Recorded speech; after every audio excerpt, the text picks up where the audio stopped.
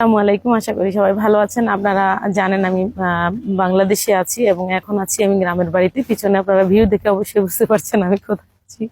তো আমি আছি এখন বাংলাদেশে এবং আমি গ্রামে আছি। তো এলেকের ইন্টারভিউ কবে শুরু হবে সবাই আমাকে জিজ্ঞেস করেছেন।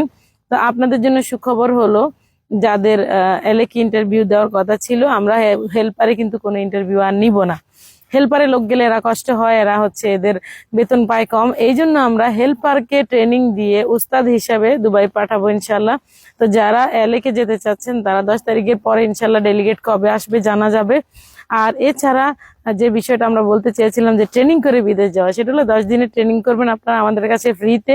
ফ্রিতে থাকা, ফ্রিতে খাওয়া, খাওয়া এবং থাকা আমরা দুইটাই দেবো আপনাদেরকে।